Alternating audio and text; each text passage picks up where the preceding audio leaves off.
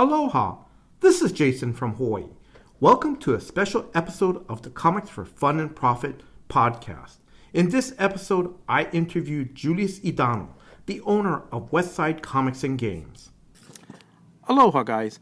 This is Jason from Hawaii. I'm here at Westside Comics and Games, and I'm here with my good friend Julius Idano. So, before we start the interview, I'm interviewing him during his shop during store hours. So, it's like I'm going to be stopping this interview every so often as he helps customers. So, like I said, I just wanted to give you guys a heads up.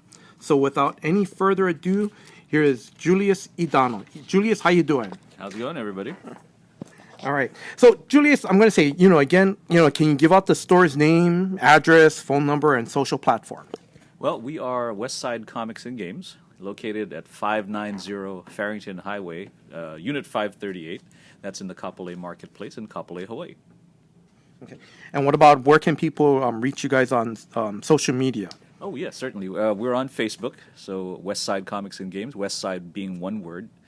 We also have a website at www.westsidecomicsandgames.com. For right now, those are the only active media sites that we maintain. Okay. And then, how long has the store been open, Julius? Well, we opened in 2013, August of 2013, so about 4 years now. Okay. So basically, next year you guys will make it 5 years then. Yes, Yeah. we'll actually be doing some special stuff next year for our 5th year anniversary. So. Oh, okay. And then, if you don't mind me asking, can you describe your store? Well, we're a fairly small shop, and we're located in a suburban area of Oahu. The store is about 1/3 comics, 2/3 games, so games do get a lot more play here in the shop. But as an aficionado of comics myself, I wanted to make sure that we had people who lived on this side of the island that had a way of getting comic books. That way I don't have to drive too far to get them myself.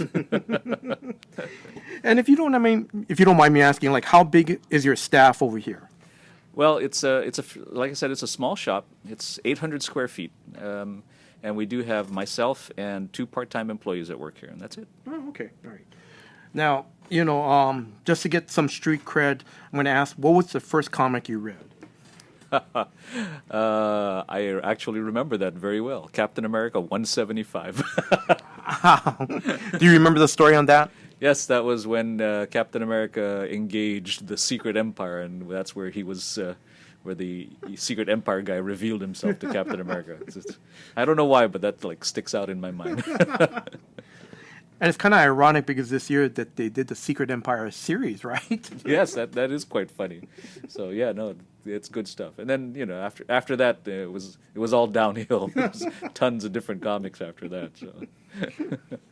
How long have you been a comic book fan? Well, I read that comic I think when I was 8 or 9 years old, and I have been a fan of comic books ever since. So as a hobby, I've been doing it forever. I'm not really a big investor. I don't buy comics to increase, to hold it for value, but I buy them because I like to read them, and if they end up having some value later on, that's power to me. Currently, what's your favorite comic or comic book series right now? Right now, I'd have to say Batman. In fact, I haven't been a Batman fan for very long as far as comic book reading. But lately, the stories have been just wonderful. Things that would make a great TV series. Hear that, DC? And I'm just trying to clarify. This is the Tom King run. Is that correct? Yes, that would be correct. Yes. All right. And then, what is it that you like about this current Batman run? Well, the thing I like the most about the run is it really delves into the characters' souls a lot more, personalities, a lot of. A very good writing. Things that, even if it were not Batman or Catwoman, I think had you seen that in an episode of Game of Thrones, you would have found it entertaining. So it's good writing. Okay, and then what did you do before you opened the store? What was your job? Yeah, before you opened up your dream job. My life before the shop was completely different. I was actually in lending and finance. I had run a credit union for about one single credit union for close to 10 years, but all together in the financial industry about just over 20 years worth. But yes, I was very glad to finally open this shop. And then also too, I know before we started the interview, we were talking about, like that you had your own eBay store, correct? Yes, that's correct. Before the shop, I had a lot of practice selling stuff by selling it on eBay, yes. And then how long did you do that? Well, I did that for maybe 6 or 7 years before I opened the shop. And that, it was an eBay store, but mostly I sold HeroClix figures, collectible figures, gaming figures, not statuettes and things like that, and some comics. So that was main, almost the same ratio of how I'm selling it now. About 1/3 comics, maybe 2/3 in gaming merchandise. Right. Now, your experience as a manager in finance, in like a financial institution, and also like having your eBay store. Did that help you prepare you for the job for the store? Well, it did a little bit, and certainly working in the financial world was very helpful, and having been a manager in a regular 9-to-5 type job did teach you a lot of skills about how to operate a business, just generically, like accounting and marketing and things like that. And the eBay store gave me a good feel for what people were interested in as far as like pop items that people would be interested in. But of course, actually running the store is a completely different world. The local and it's very localized, because the local community has needs here and desires here. Like some of the games that work well here may not work even in other parts of just this island. So, it's kind of interesting to see the differences. So. Okay, and that part I think we're going to cover that just a little bit later on in the interview. I'm going to ask you. So, what made you follow your dream to open up your own store? I think my mother can tell you that. I talked from way back about opening a store. I think the first time I actually voiced the desire to open a store was back in high school, and I had mentioned it to my mother a long time ago, and I think at the time she was, she didn't try to dissuade me from doing it, but I don't think she was enthusiastically trying to support me either. I think she was preferring that I became a doctor or a lawyer, like all good mothers do. So, but yeah, it's something. It's a dream I've always wanted to do. Partly because growing up as a child, all of these interests, all of the things that I sell here, were things that were so important to me. They were such a big part of my life, and they kept me away from very bad things. You don't. When you play a game like Warhammer 40K, where to start an army will cost you $500-$600, you don't have time for drugs, or you don't have money for drugs, because you want to get that money to get the games going. Yeah. So I stayed away. I didn't do gangs. I didn't do drugs. So it helped me a lot, and I think even if I can help a few people, a few young kids to stay away from drugs and find something more rewarding to do, then that's great. Then I've saved somebody. Yeah. So okay,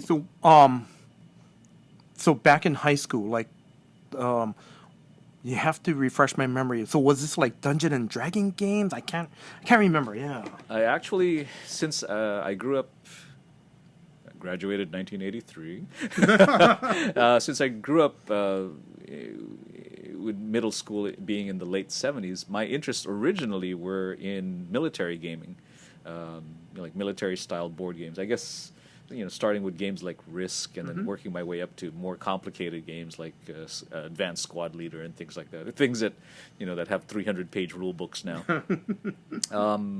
So I started with that, and then eventually I gravitated to other stuff. And Dungeons and Dragons did play an early part of my gaming life, because that was also very important. Because that, when you play a board game, it's typically just me and one other person. But when you play Dungeons and Dragons, now you're talking about me and 6 other people, and that was my socialization. That's how I socialized. So.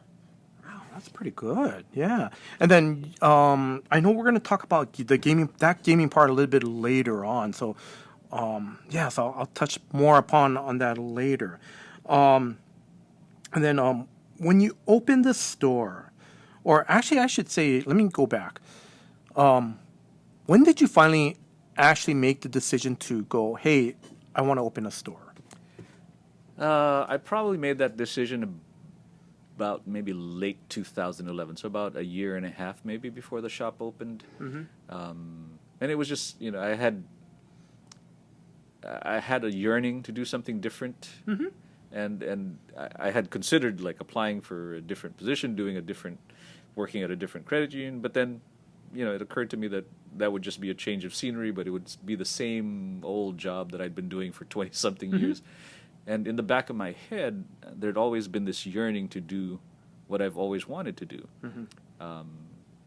I knew I was going to open a game store for a long time. And originally, it was something I was going to do. I had thought originally that it was something I was going to do when I retired. Yeah.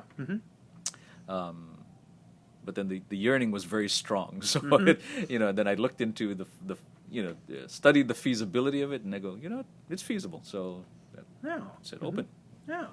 And then now I'm going to describe to our listeners, basically we're like on the on the Kapolei side, more the west side of the island of Oahu. Definitely west side, yes. Okay.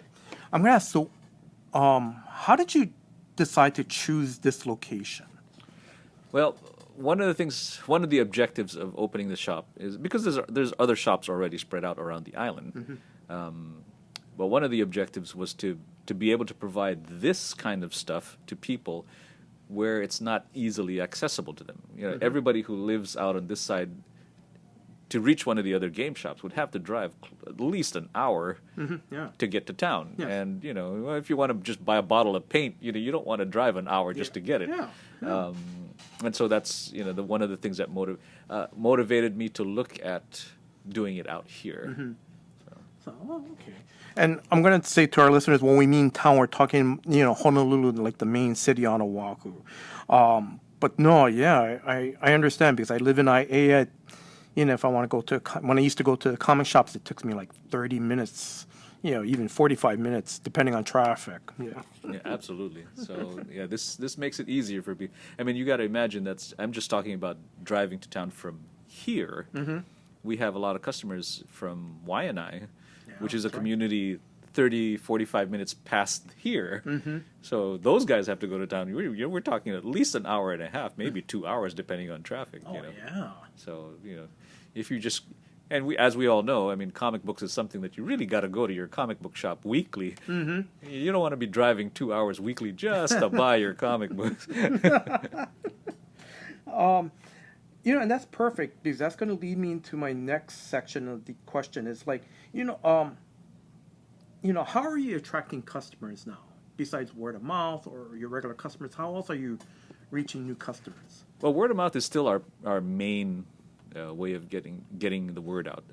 As you know, it's a very niche market, and broad-based advertising really doesn't work very well at this level. It's certainly where we're at. So, but in addition to that, we do a lot of social media. We're very active on Facebook. We do a lot of stuff there. One of the things that we did recently, which also was successful, was we tied in with the local movie theater. And they ran advertising for us at the theaters in front of a couple of big blockbuster type movies like Wonder Woman, for example. But we do rely on word of mouth a lot, so that's why it's very important for us to take care of our customers because they're the ones who are going to be our source of advertising. And it works. It works well. So. And then I'm going to ask, so that's great that you're using the local theaters to advertise. I'm going to ask, so like the theaters, are you looking on this side of the island or is it more island-wide? Yes, just this side of the island. Okay. And that's one of the things that made it practical was it was just on this side of the island, so that we're talking about one chain of theaters only. So it wasn't impractical for us to do it. Besides, being in town, you have other sources and other ways to get your games or your comics. So they're not the customer we're really catering to. We want to make sure that we cater to the people who live out here. So that's the ones that we're trying to make sure that they are aware that we're here and ready to serve them. So yeah, I'm just asking. Those advertisements in theaters. Did that help? Did that bring in some foot traffic? It did. It did. And there was a special program that we had signed up with DC Comics, where they essentially funded a portion of our advertising as long as we did it for for their movies. Yeah. Which I'm okay with that. So so that's why a lot of the advertising went out because of the timing of it. It went out with Wonder Woman. Mm-hmm. And it did, especially because it was co-opted by DC. The cost for us was relatively small, cheaper than even radio advertising. Wow! And it worked. We have tried radio advertising in the past, and just for us, it wasn't successful. Mm-hmm. Again, relative to the cost, but this was less than radio advertising, and it brought in some customers. So we were very happy with that. And plus, also too, it's more of a visual medium instead of radio, right? Yes. So Yes, most definitely. Mm-hmm. Yeah. People like that. People react better to sight and sound. Oh yeah. And that's great that they ran it in front of Wonder Woman. Did they do it in front of Justice League or anything? Unfortunately, everything had ended by the time Justice League came out. But yeah, we did have a good run earlier in the year. So. Oh, okay. Well, no, but that's good though. That's really good. I'm going to go back to one of the questions. Like when you opened the store, did you have like certain goals when you opened the shop? Like you wanted to make sure that customer service is a priority. Did you have those types of goals or anything? Well, I think anybody that does that should be having those kinds of goals. I mean, there's obvious, we're not in this for charity. So, we are a money-making business. We do have to make money. Mm-hmm. And that is one of the overriding concerns. Mm-hmm. But beyond that, taking care of people, because it all ties in together. If you don't take care of people, they're not going to patronize your shop. So we got some of that going on. I think customer service and customer care is very important. Mm-hmm. And so that inevitably does tie into everything. Okay. Guys, we're going to stop here for a minute. I'm going to let Julius help a customer out, and then we'll get back to you shortly. Thank you. All right, guys. Thank you for waiting. Now we're back. Before our little break, we were talking, just a little bit about customer service and attracting customers. So, Julius, what's your customer base here at the store? Well, the customer base here is predominantly, I guess, suburban Oahuites. There are people who live out on this side of the island, so they're far removed from where a lot of the comic and game shops are. So it's a long drive for them. There's no real economic, I guess you could say that we're also closer to a rather underdeveloped part of the community, but I don't really see that here. Mm-hmm. So and again, because of the focus of the store, we deliberately wanted to make sure that we were the kind of shop that parents could bring their children to, and that people would be comfortable with children in here. So we try very hard to make sure that we have that kind of a feel or vibe. Mm-hmm. So the shop's very well lit. There's no dark corners, nothing like that. We definitely dissuade people from swearing or using profanity in the shop while they're playing games and things like that. So we get a lot of parents, a lot of kids. Oh, good. And that's good because we want them to get into the hobby of playing games and collecting comics and reading comics, at an early age, like me. And then also too, your customer base is also you have people from the surrounding military bases. Is that correct? Yes, that's actually true because we're very close to Schofield Army Barracks, which is the local army base. Mm-hmm. So a lot of our customers come from there. Mm-hmm. Not so much the comic book people. I think for comic books we get most of our comic book shoppers are local residents from the immediately surrounding areas, but a lot of our gamers most definitely come from Schofield. Oh, okay, Mm-hmm. all right. So like when they come, when your military customers come in, like you said, they're mostly gamers. What type of products do they normally buy? Gaming products. Well, there's a variety of games, but I would have to say that for our shop, probably the number one game would be the Warhammer 40K series of games. A lot of people get into that. Magic the Gathering, can't go wrong with that. A lot of people are Magic the Gathering, the only game that we have enough of a customer base where we can support having an event weekly. And then a smattering of other games. So D&D, D&D is a very popular game. The only thing that's unusual about D&D is it tends to be small groups of people. So you'll have a guy come in here with his buddies. They'll buy the books that they need to buy, Yeah. leave, and then we'll never see them again for months. It's not like there's tournaments for D&D where they can show up every month to play.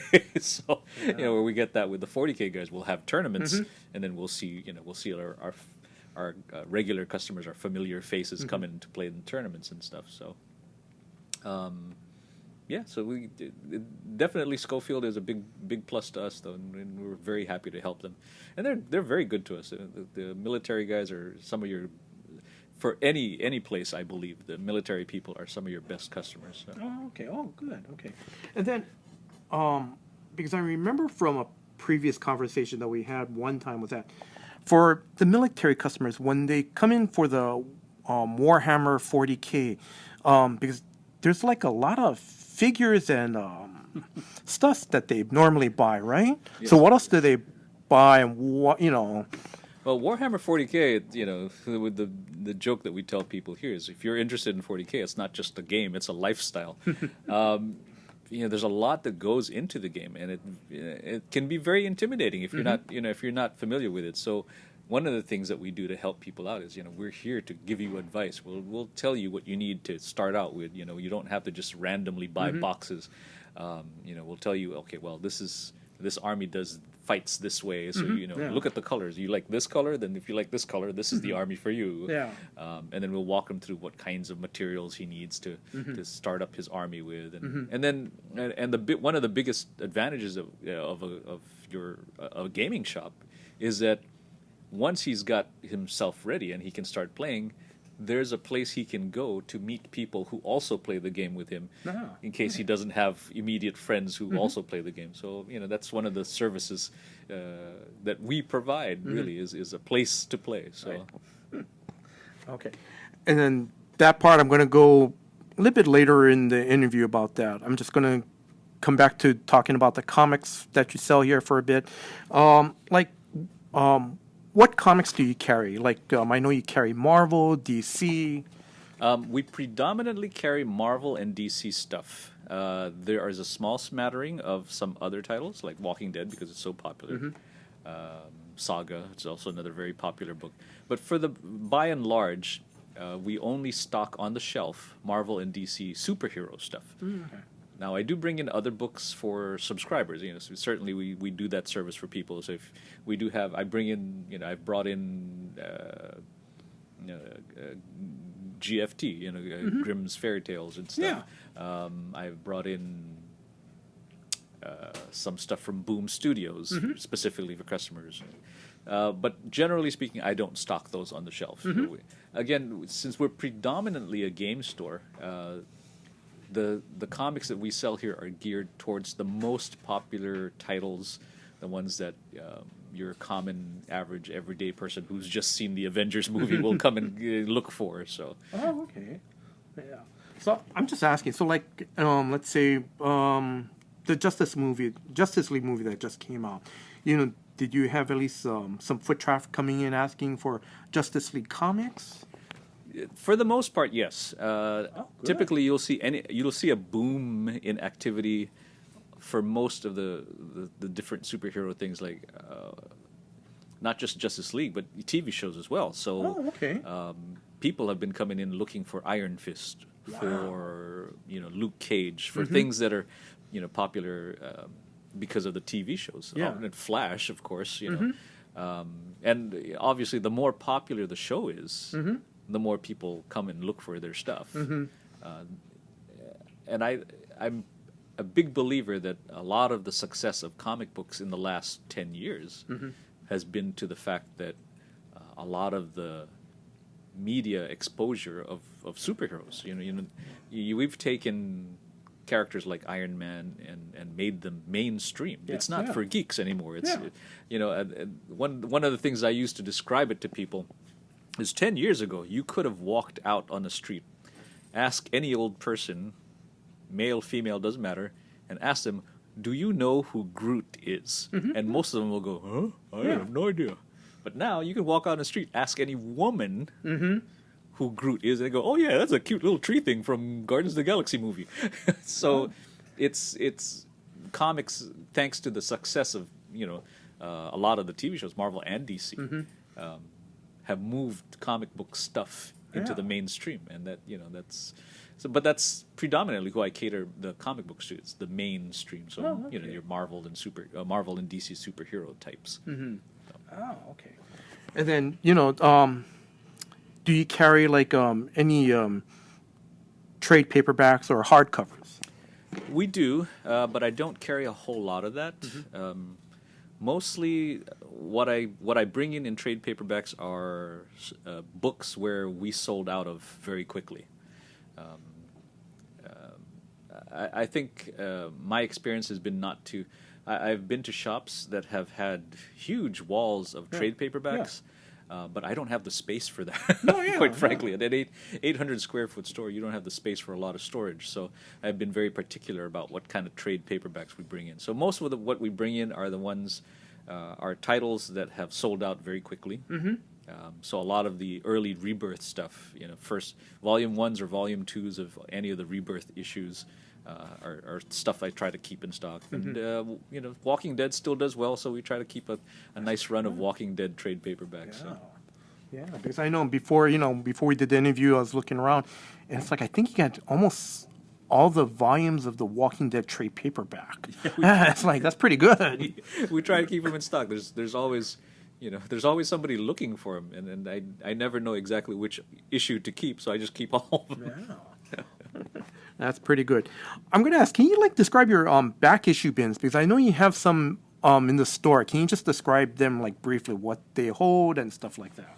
Sure. We have a couple of several boxes of back issue bins, and what we do is we discount them. So they're on a buy two, get the next two free. So you pay for the cover price for the first two issues, then you get the next two issues free. So that's been a very effective way of selling older comics. In addition to those bins, we also have what we call classic comics. They're older issues that are not necessarily valuable. I mean, X Factor 23, things like that. But they're older stuff, and sometimes people want to read older books, so they're in there as well. And we only charge $2 for those books, and they're also part of the buy two get two free. So the older books, the classic ones, they do go fast. We do have to replenish that pretty quickly. In addition to that, we have your standard higher value books, which we keep on the side, which has grown quite a lot. When the shop first opened, we had, I believe, in the first year, we had one box of old comics that comics were books that were worth $5 or more. And now we have 8 boxes of this stuff. It's getting so that it's actually difficult for customers to run through the entire lot. But some of them enjoy that, so I think we'll. So I'm going to ask. So your $2 classic comic book bins, is that from your personal collection, or is it people come in, go, hey, I just want to get rid of these? Since we do buy comics, what happens a lot is. Somebody will bring in, say, 4 boxes worth of comics, 4 long boxes worth of comics. And I'll go through them looking for things that we might want to sell or might pick up. And out of the 4 boxes, maybe I'll pick up a handful, depending on how old the books are. If you're looking at books in the 90s, typically, even with 4 boxes, I'll probably only buying a handful of stuff. Yeah. And depending how much back stock we have of those kinds of things, then I may also offer the customer, here, $20 or $25 for a long box if you know, if you don't want to keep it just to get rid of the stuff at your house. Yeah. I also tell people that that a lot of times libraries will take donations if they want to find a way to get rid of some of these books, if they're just taking up space or collecting dust in somebody's closet. But a lot of times that's how we get our back stock of books. So Okay. Well, yeah. there's never a shortage. There's always, we've always got a lot of back stock of the classic books. Okay. I'm going to be asking a couple questions. John Mayo has a couple questions. Do you have a pull list service? Yes, we do. Did that very early on because one of the things, for example, on Wednesdays, the shop closes at 8:00 on most nights. Well, as we've said earlier, that people who come from town, that could be a long ride. Sometimes people can't make it by 8:00 on a Wednesday night. Yeah. And so, very early on we had a pull service, which is also a subscription service because understanding that we don't carry a lot of the more esoteric titles. So if you wanted something like that, you could also subscribe to that and it'd go in your pull list. So. And then his next question was, does it help you to know, if customers let you know what they want in advance during the ordering cycle? It does help. There is no doubt about it. I think that's one of the trickiest things about running a comic book shop is trying to gauge demand. You don't want to get stuck with too many leftover comic books at the end of the week, but by the same token, you don't want to sell out of stuff too quickly. Yeah. And that's I believe a lot of comic book shop owners will tell you that's the trick is gauging that. Yeah. So we do. I try to get a feel from customer input. As far as what to order, but I think the best gauge for me is what actually sells. Yeah. There's people can tell me, oh yeah, I like this comic book or that comic book all they want, but if they're not buying the comic book, it really doesn't do me much good. So, what moves off the shelf, that's pretty much what we gauge our orders on. So I'm going to ask off the cuff here is that for about 5 years now, do you think you have a pretty good handle on what titles to bring in and how much then? No. I have thought I had gauged everything pretty well. I'll give you an example. This just took us by surprise recently too. Batman Annual #2. Oh, yes. Okay. As a general rule, our annuals sell just slightly under what regular books sell for. Maybe slightly people are slightly less interested in them. Batman's a fairly popular comic book, so I bring in a fair amount of Batman, even the annuals, but I don't bring in a whole lot of it. Yes, it's. Oh, it blew off the shelf, man, and I have a feeling it blew off the shelf at pretty much every store because I started getting calls from people who were not regular shoppers here, asking if we had that book in, and when that happens, I know, oh, well, everybody else around me sold out too. But yeah, you think you know something, you think a pattern had developed itself, and then all of a sudden, sometimes there's just it just comes out of nowhere. Sometimes, honestly. Oh no, yeah, because I understand because normally annuals are not the big sellers. It's one of those kind of throwaway stories, So it's like it's part of the book. So if you're collecting it, you really got to have the annuals. But then the storylines usually aren't the same. They're not written by the same people frequently. They're not even drawn by the same people. But this one, it was a good read, by the way. It was a very good read. As I read a lot of Batman myself now, it's like, I can see why that would sell out. Well, my understanding, Julius, I'm going to let you know, is that I think, and I don't even know when this episode's going to come out, but I think there's rumors on the internet, I think Batman 38 might be another hot book. That one by Tom King. And I think he might touch on the Batman origin. I'm not sure. If I can find the article, I'll send it to you. Okay, yeah. Because so I can anticipate. I'm just asking, do you provide any other service to comic book customers? Like, is there a rewards program? I know you're also a certified CGC representative. Okay. Yeah, I guess what you call it is a CGC drop-off site. So that's one of the services we offer is you can drop off your books here, and then we'll pack the stuff for you and send it up to CGC for you. That way you don't have to actually go through the membership at CGC to get that all done. So that's one service we provide here for our customers. We do have a member loyalty program, and not just for comic books. That applies to games as well. In that program, you earn points from shopping and from participating in store events. When you earn enough points, you raise in level, very much like D&D. And then as you gain in level, you get special store rewards, special discounts, and things like that. In addition to that, we just started a service just last month to offer consignment. So we now can sell books and actually anything, including games, miniatures, things like that, on consignment. So, though it's been open, we have yet to have our first customer. So we're still, but it's available. I'm sorry. Can you are you okay going back and going into a little detail about the consignment program and stuff? Oh, sure, yeah. So how our consignment program will work is you bring your books here, or bring whatever you want to sell here. We do ask that it be something somewhat related to what we sell. Like since we don't do sports cards, we ask for people not to bring sports cards to be sold. So we'll advertise your product on Facebook. We'll advertise it on our in-store advertising. We do have TVs in the shop that run advertising. You can sell your books here by bid or by instant purchase or both. And then we charge 20% of the final sale price as our store's commission with a minimum of $10. Okay. So it would behoove you to organize your lots. And you can organize the lots however way you want. But you'd want to organize it so that you probably $50 or more lots, just so you don't lose out on the $10 minimum thing. And items can be on bid for 30 days. And then if your item hasn't sold in 30 days, you can we charge $5. And then you can take the item back or change it or relist it.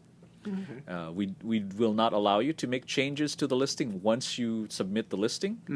The only thing you can do once you submit it is remove it, in which case we'll just charge you the $5. But we don't want people, changing the price as the bidding goes on. So you won't be able to change anything once you've actually got it up.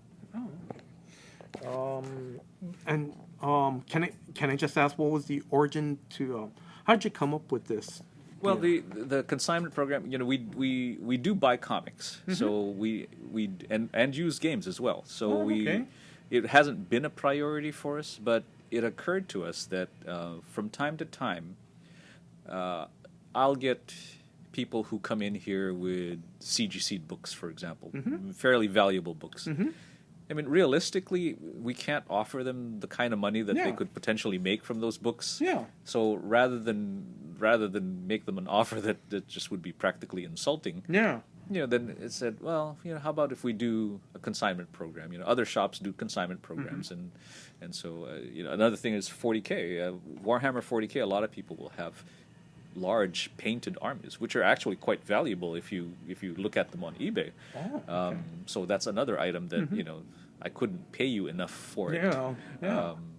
So I mean, how much is a painting worth? So that's what we do for the books. And like I said, we are still waiting for our first customer. But we've talked to several people, and several people have already expressed interest in selling some kind of books, comics, and it does appeal to comic book people, I guess. Primarily because comic book people are accustomed to selling stuff on consignment or on eBay or something. So. Okay, so the next two questions is coming from Eric from Cowcast. And he just wants to know, what is the percentage? Just give a rough percentage of the business, comics versus gaming. Roughly, sales, I would say that comic books accounts for about 20% of our sales here. we are predominantly a gaming store. Space-wise, like I said, it's about 2/3 gaming and 1/3 comics. But sales-wise, it's an even wider gap than that. I think we about 20% in comic book sales and about 80% in everything else. Of all the products we have here, I would say Warhammer 40K or Magic the Gathering. There are two biggest sellers in the shop, and they kind of compete with each other for top slot in the shop. But each of those products alone is probably equal to what we sell in comic books. Okay. So. Okay. And his Eric's next question is, what market trends do you see in the store? Like, Marvel sales that go up and down, the Doomsday series, Doomsday Clock versus the Metal series at DC, indie, or do you see like people more jumping into the gaming side? Well, as far as trends, board games, for example, has been going up every year. A lot more people are playing board games and have been more interested in getting into board games. Dungeons and Dragons never fails. I bring in, and I am a small store, but I bring in about 4 to 6 copies of the Player's Handbook every couple of weeks just to keep up with people who are buying Dungeons and Dragons stuff. Wow. Yes. So every time you bring it in, they pretty much sell out? Pretty much, yeah. Wow. Okay. I just brought in 6 Player's Handbooks over the weekend, and we had 2 in stock here, so that was 8. I am down to 4 today. That means we've sold 4 between Friday, Saturday, and Sunday. Yeah. So that's how crazy that game is. It's just to give you guys an idea, because I'm doing this interview on Monday, December 11th. So basically, in the last 3 days, you sold 4 of the books, right? Yes. 4 Player's Handbooks, and Player's Handbook is the start for if you want to play Dungeons and Dragons. So it tells me how, and that's sometimes when you have that many people shopping for it, that's an indication that very soon down the line you're going to be selling more stuff, because Player's Handbook is where you start, but often you'll buy monster manuals and maps for D&D, figures for the D&D game. There's dice. You can't have enough dice. I don't know anybody that's happy with just one set of dice. But the trends in comic books are the most, I find the most interesting, because it's kind of delving into the mind of the customer much more deeply. There's definitely a noticeable increase in particular sales when a character has been very successful in the movies or in the television shows. Oh, okay. It is hands down noticeable. DC particularly right now has been very strong on sale. Rebirth has been a boon to DC, and we're probably bringing in more DC now than Marvel, just because of the amount of demand for DC books. Oh, okay.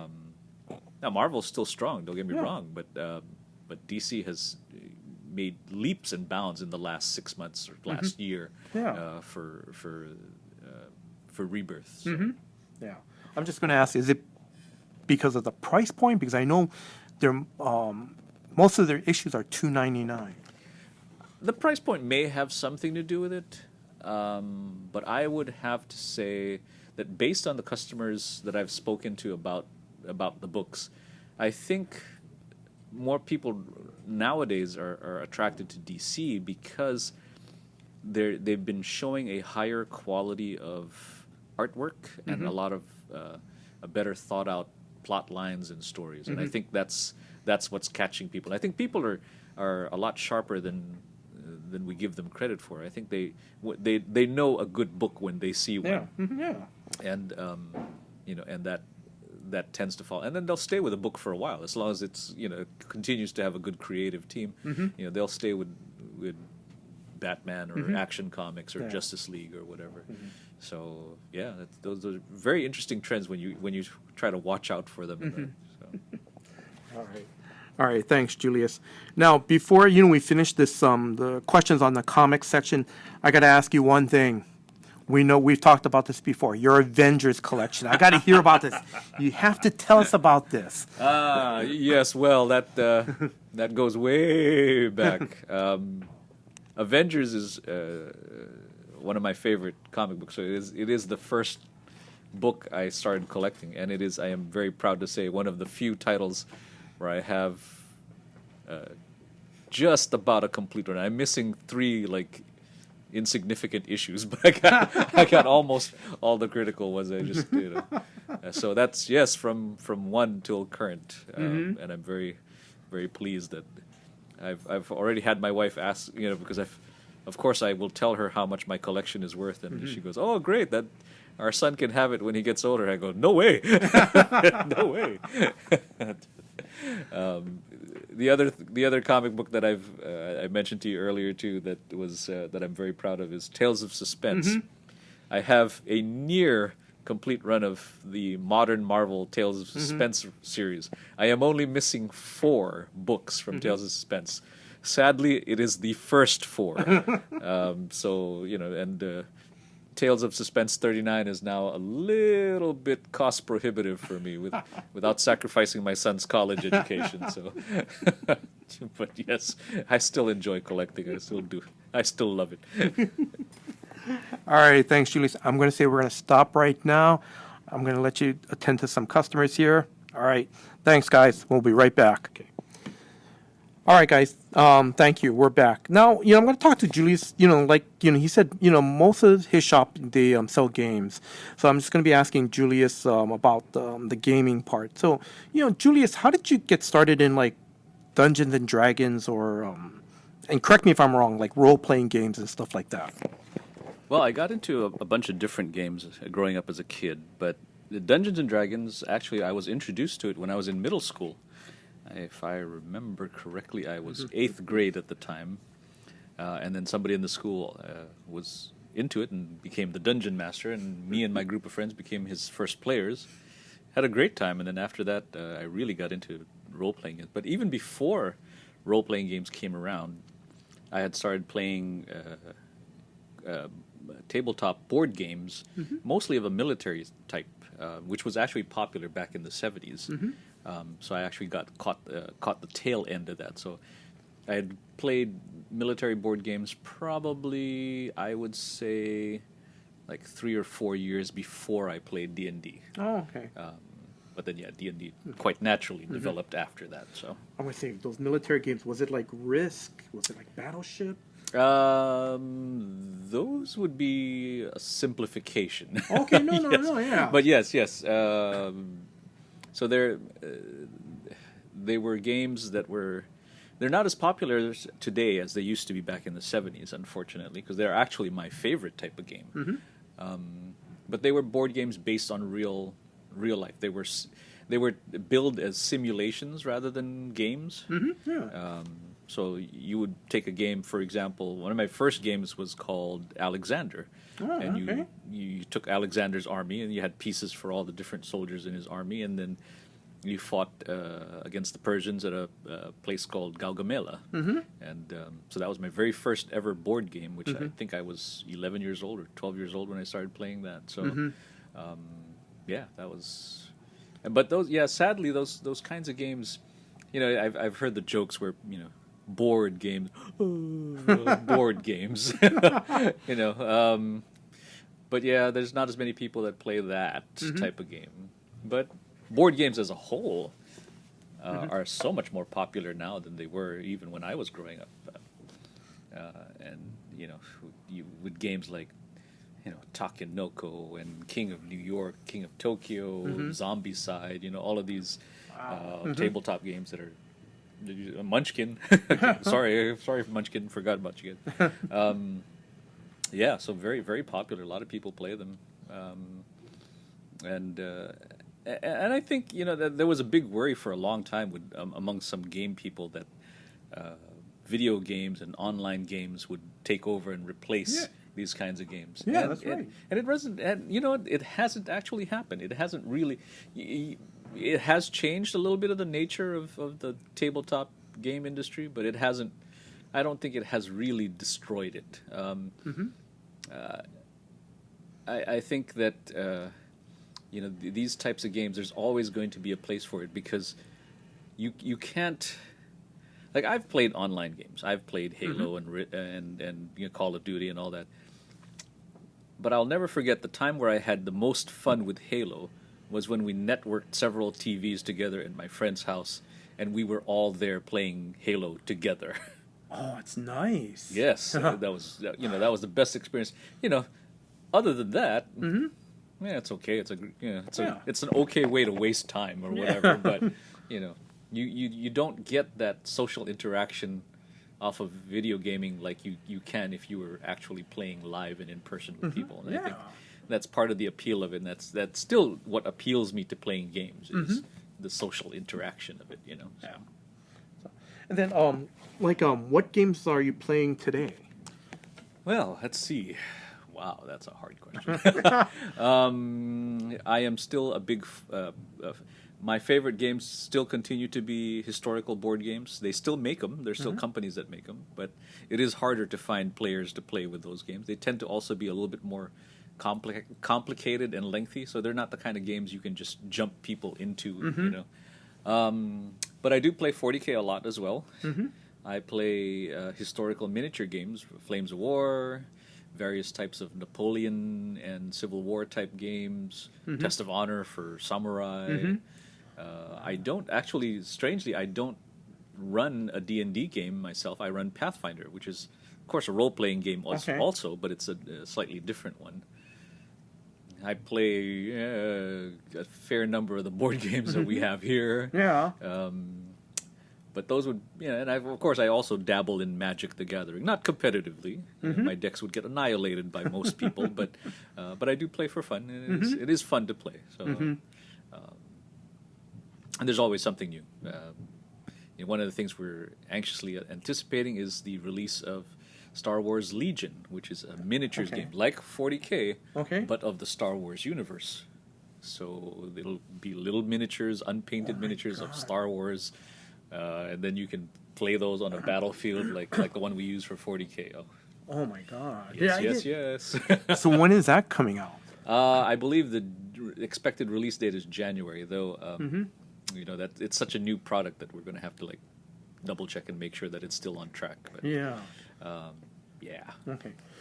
Are you preparing for that to be a top seller here at the store, or are you going to slowly bring it in? I anticipate that it's going to sell well. Though, as far as miniatures games, which is what that is, it's hard to unseat Warhammer 40K as the top seller for miniatures games. There are so much more people that play Warhammer 40K. It's easier to find people to play with. They just recently revamped their rules to the newest edition, to 8th edition, but the new rules are easier to learn. They're more balanced and fair, so that every army has a chance of winning. So those kinds of things make 40K is very tough one to unseat from the number one slot. I don't know. That Star Wars Legion sounds pretty good. I mean, try to do a huge, Battle of Hoth scene. That'd be great. Yeah, don't get me wrong. It's going to be cool. It's going to be absolutely cool. So, we're anticipating that will hit pretty well. But like I said, 40K, it may need a few years to be able to compete on the same level as 40K. Okay. Now, I know you said that Magic and Warhammer is your top-selling games here in the store. That's correct. That's right? correct. Yeah. Okay. And then, do you sell a lot of the Magic packs? Yes. That's probably the number one source of Magic sales is individual packs. We do hold tournaments pretty regularly every week, at least one every week. And those, of course, have entry fees, and those also contribute to that also is part of Magic being a top seller in the shop, because it's strong enough a game that it supports weekly activity like that, and weekly activity that generates income, because there's entry fees involved, and people pay the entry fees and are more than happy to play in all these events. So. about how many people come up to these weekly Magic events? Depends on the type of format, because Magic does have several different formats that can be run on any given week. Um, Sometimes we've timed it wrong, where there is a weekend where there was big carnivals or something where our turnout was lower than anticipated. But I'd say on average our shop does anywhere between 8 to maybe 16 players, depending on the format of and how busy a night it is for everybody. So. Yeah. And then I know also Warhammer is also your other top seller, correct? Correct. Okay. And then I know I see around the shop here you sell the ships, the figures. That's correct, right? That is correct. Yeah. Okay. Warhammer 40K includes all of the, not just the armies themselves, but it also includes the books, the paints that people use, the tools, the paintbrushes, primer, and and all the dice even, because a lot of people, when you're playing 40K, sometimes you need as many as 40 dice in just to make one attack. So people will buy bulk dice for that. Oh, okay. And then, like you said, you also have the paint supplies here, the brushes, and so forth, right? Yep. It's like I said, 40K is not just a game; it is a lifestyle. So you have to, we have to be able to keep you supplied with everything that you need for the game, and that definitely includes paints, brushes, sculpting tools, and everything associated with it. Do you hold classes on how to paint? Excuse me. Do you hold classes on how to paint these figures or the ships or any type of instructional thing for Warhammer? Fortunately for most people, the YouTube has been a wonderful source of this kind of stuff. We do hold 2 painting clinics a year. Oh, okay. We try to space them out evenly so that they're, we'll have one and then 6 months later we'll have the second one. All the staff here, including myself, paint. So it's easier for us to give advice to people if they have questions. And painting tends to be the most intimidating portion of the hobby. A lot of people get, assembling the miniatures usually is no problem. Organizing and playing them, usually no problem. But when it comes to painting, that's where people get a little scared. So, and it's not. I can say from personal experience, because I when I got into 40K, I wanted to play, and I wasn't so much of a painter, and my first couple jobs at painting were extremely horrible compared to how I paint today. But you get past that, and once you get past that, then then you can kind of start enjoying painting as part of the hobby itself. So, have you seen any and I'm not trying to say this in a bad way, but have you seen any creative style painting on ships? You're going, wow, I didn't think of that. That looks cool. Oh, absolutely, all the time. People get very. One of the things about 40K that attracts a lot of people is you don't have to paint the miniatures how it looks on the box. You can paint them however you want. If you want, orcs with blue skin, knock yourself out. Paint them with blue skin. Yeah. So all of the armies in 40K can be painted to however you want, and a lot of people will come up with their own color schemes, their own, they custom make the miniatures. They cut out parts, they glue new parts in, taken from other boxes, other games even, and make it match. Yeah, it's impressive, Yeah. I like, I'm a fairly decent painter, but I'm not an imaginative painter. So, I'm the kind of guy that paints, show me a picture of something and what it's supposed to look like, I can paint the picture. Yeah, But if you tell me, okay, here's a model, paint it. How? That part I don't do well, but there's a lot of people who are good at it, and I see it here a lot. So, quite impressive. Wow. Let's see. I know you said you guys have weekly Magic games. What about for the Warhammer games, your X-Wing fighter games? How often do you guys have that? All the other games usually get some kind of play at least once a month. With Warhammer 40K, there's usually an event once a month, but we also have a league, an in-shop league. It's a membership-driven league, so you have to pay a membership fee to join. But there's a league here that plays 40K, and they have they schedule games with each other to play here, and that's not counting that, of course. A lot of the other games we support, there's so many different games. We can only support the main ones, but we do X-Wing once a month. We do HeroClix just about once a month. We do D&D is one of the only other games that we can support weekly. There's a D&D almost every Sunday. And then we'll have certain things, like we'll have a board game day, usually about twice a year, 2 or 3 times a year. And then we'll have, we've had Final Fantasy, the card game. We've had a special event for that. But some of the other stuff doesn't come up as often because the customer bases, the player bases for those are a little bit smaller. So it's hard to sustain that on a weekly event. So I'm just going to ask, like, how much, what's the fee roughly to like participate with, like, maybe Magic or the 40K? What's the fee range?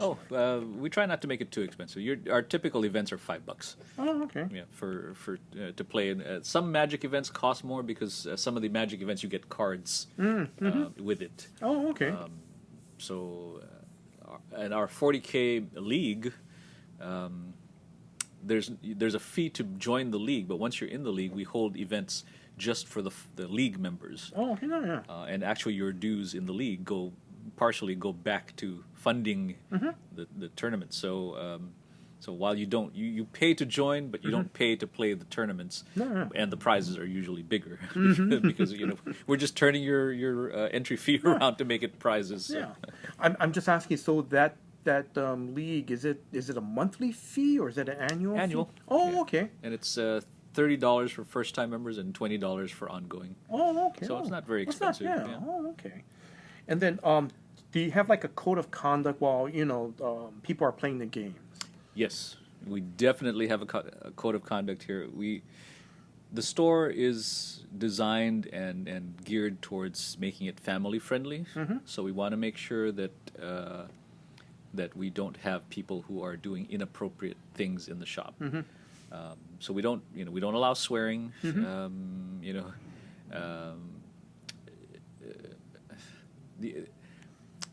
We don't allow people to be drunk while playing in the shop for tournaments. No, yeah. And in fact, it's the only time we've ever had to eject somebody from the shop was when we had somebody come in to play Magic and she was drunk. So and she was being not just drunk, but she was being obnoxiously drunk. So, okay, but still, yeah. Okay. And on that event, we were applauded. The other customers here were most pleased that we got rid of her because that was how obnoxious she was. Okay. No, but that's good. Yeah, that's good. It's doesn't happen often, so which is good. And I think people understand that we're a family place, and if you want to do that kind of stuff, play someplace else. Yeah. And then during these leagues or tournaments, just a rough estimate. It's like, what's the ratio for adults to kids? Do you see more kids at certain ones or adults? In all of the events that we have, they're still predominantly adult. I would say most of our customers are young males, in their early 20s. We do have teens, but most of the games that we sell here are geared for 13 and older. So they're not teens are not common. We have probably there's at least a couple of kids in the D&D players groups. We don't currently have any teens in the 40K group. Now, Magic is the only one where we specifically have a format for kids. There's a gentleman in town, his name's Sean. He organizes youth groups to play Magic. And one of the places where they play is here. So they meet here, and we have once a month we have a tournament only for youth. You have to be high school age or younger to play. In fact, it's so sad because one of the leaders of that group from last year graduated, so he is no longer eligible to play in the tournaments, but he still comes down and watches.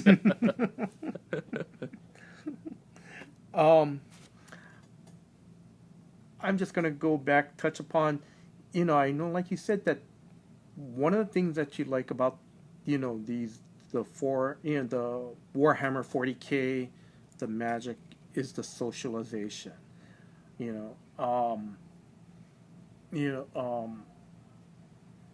Do you want to talk a little bit more about that? Like, is it really great to see people interact? Is it? Well, it is important for people to interact. I think, by our nature, gamers are already somewhat, socially awkward. I think is the correct way to phrase it.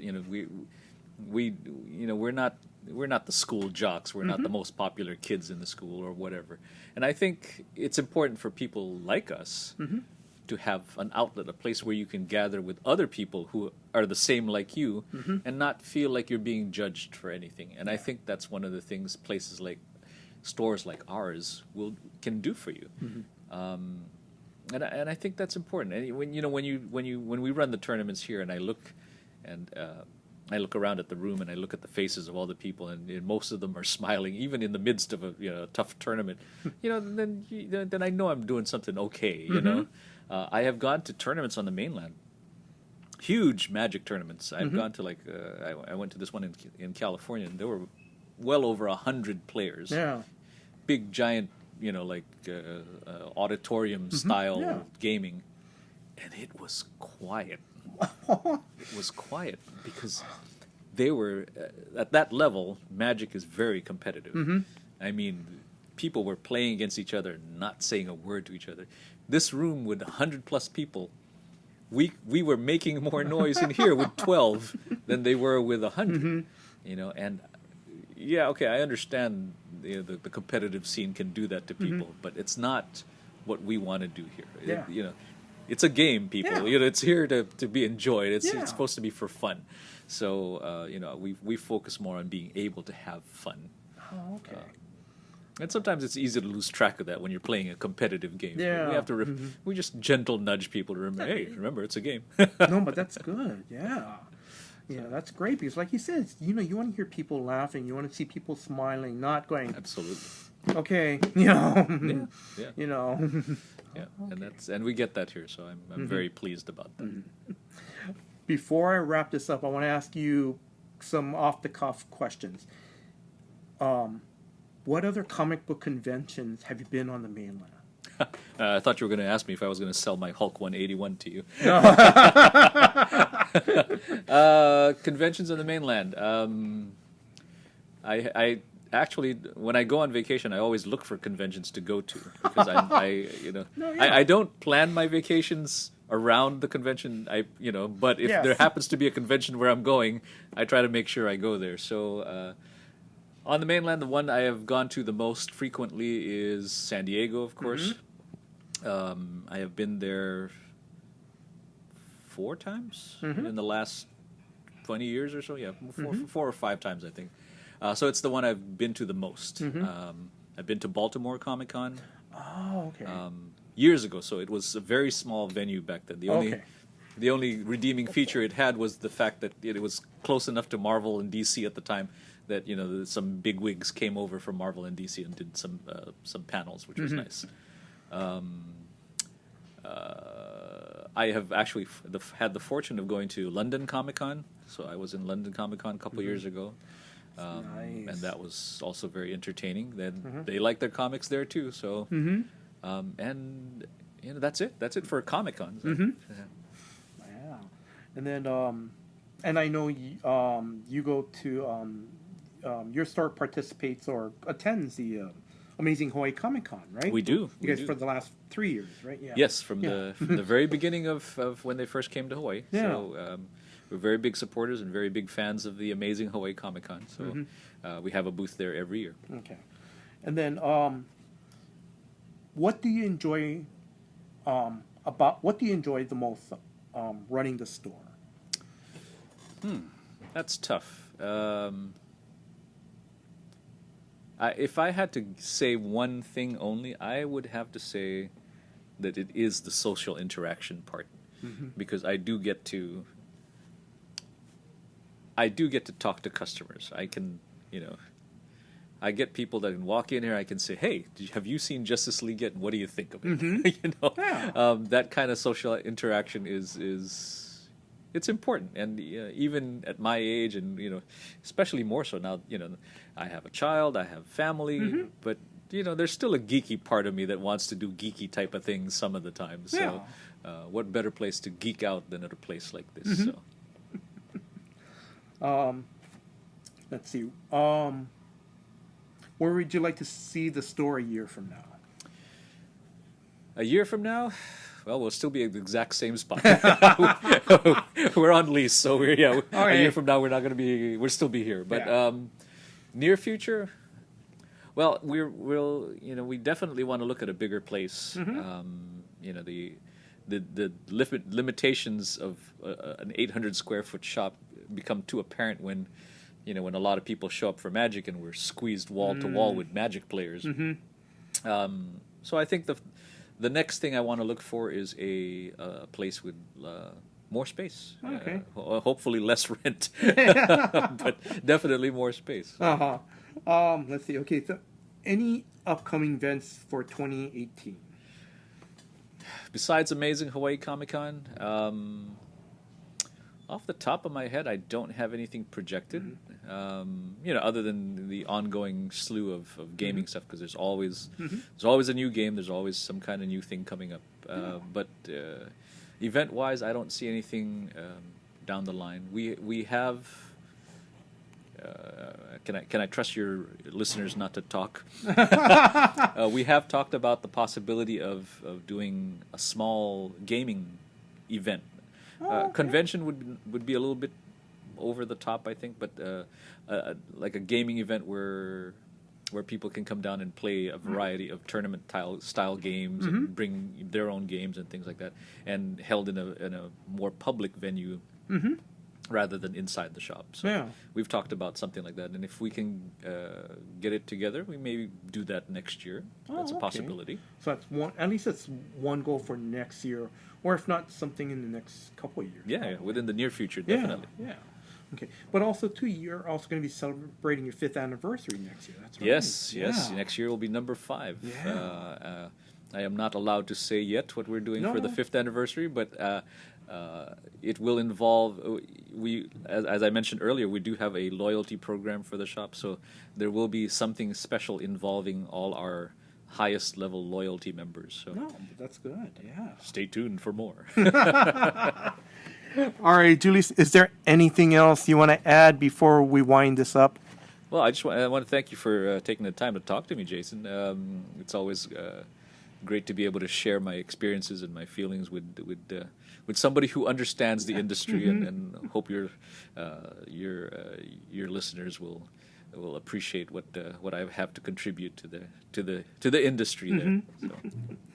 All right. No, Julius, thank you very much for your time. Thank you very much. And then again, Julius, what's your store name again? It is Westside Comics and Games in Kapolei, Hawaii. Okay. And then where can people find you on social media? You can find us at Facebook under Westside Comics and Games, Westside being one word. Also on the web at www.westsidecomicsandgames.com. No spaces, no dashes. All right, thank you, Julius. So, listeners, if you guys are vacationing in Hawaii and you're on the west side of Oahu, please stop by Westside Comics and Games. Julius, thank you very much. I have to tell the listeners, 5 years ago, I think it pretty much came when close when the store opened up. I moved over to Dragon's Lair a couple years ago because they're more focused on more comics. That was more what I was going for. Yeah, but one thing I loved about this store is that you're great customer service. You're always friendly when you came in. The atmosphere was always comfortable, and now it's like I know I keep mentioning the last couple of years. Yeah, I'll stop by. But the store, I know in this small space, the store has really grown. It really has. It actually has. I think you were here the first year that the shop was open, and back then, we were not wall to wall packed with stuff. We have made a conscious decision here not to overload the shelves and the spaces, so that customers have ample space to walk around and look around. Yes. Yeah. But even with that, the wall is like nearly full now. So yes, space is something we'll need very soon. No, but the other thing too I also like is that you have the wide flat screen behind the counter that also advertises what the game your scheduled games are. I also noticed that you guys are having like the DC. You're like promoting DC Comics too, which is That's pretty good. Yeah. Well, one of the things, this was another one of those interesting observations, is we had a calendar at the shop, which was, we had a printed piece of paper with a calendar with all our events listed on it, which we tacked onto a cork board in the front of the shop, so it's nice and easy to see, and the print was easy enough to see. But you know what? When you put it on a TV, there's something about the TV. People notice it more. People watch it, and people wait for the thing to come back around to see what time the event is. Oh, wow! So there's something noticeable about it. Yeah. So I'm gonna ask. So did that help bring more customers for like the gaming stuff? I don't know if that specifically brought more people in, but people were definitely noticing it. Okay. Because I would have people that I'd be helping at the counter, and of course the TV is behind me, so I don't know what's playing. So I'm helping a customer, and he'll tell me like, oh, okay, well, I'll see you guys this Friday at the tournament, the one that you guys have on your board. I'm like, oh, yeah, okay. That's good. Yeah, so that's really good. So yeah, it does work. It works very well. So again, Julius, thank you very much for your time. John and Eric, thank you very much for your questions. And, and a big mahalo to John and Drew. Thank you for letting me contribute to your guys' podcast. And, to all the listeners, thank you very much for your time. I know there are times we have to stop because I'm interviewing Julius while his shop is open. Thank you very much for all the pauses and so forth. So again, listeners, thank you very much. Until next time. Aloha. That was my interview with Julius Idano of Westside Comics and Games. Now, even though we laughed about him having this, dream when he was a teenager to one day open up his own comic book and game shop, it showed he already had a vision, to have a safe haven where gamers and comic book fans like myself, for all ages, to come and hang out, and most importantly, to have fun. And he has accomplished that because this year marks the store's 5th anniversary. The store opened on August 5th, 2013. I want to wish Julius and his store an early happy 5th anniversary. Julius, may your store continue to live long and prosper. Now, if you're vacationing in Hawaii, please stop by the store or please visit their website, www.westsidecomicsandgames.com, or follow them on Facebook, facebook.com/Westside Comics and Games. Now there's a few people I want to give a big mahalo to or thank you that helped make this episode possible. First off, to my Ohioan brothers, Kyle and Drew, for letting me contribute to their podcast. And also Drew, thank you very much for putting this episode together. Thank you very much. If you are a new listener to this podcast, please check out their weekly episode, where Kyle and Drew, they go over spec picks on current releases. My second thank you goes out to John Mayo. I will always thank John Mayo because he's always given me the opportunity, to share a bit of the Hawaiian pop culture scene with you, the listeners. And also, please check out John's podcast episode, the Weekly Comic Spotlight, where he and James reviewed 3 current titles. Also, I also want to give out big thanks to Eric from Kawabunga Comics. Eric, thank you very much for your questions for this interview. And you can also catch Eric on his podcast. Him and his Kawabunga business partner, James, they have their own podcast called the Cowcast. Now, that's Cowcast with a K. That podcast, basically, it's where they give a little bit background information on how to run a comic shop. And also, I want to give a big mahalo to Julius. Julius, thank you for your time and your patience in doing this interview. And lastly, I want to thank you, the listeners, for your time in listening, to this episode. Until next time, aloha.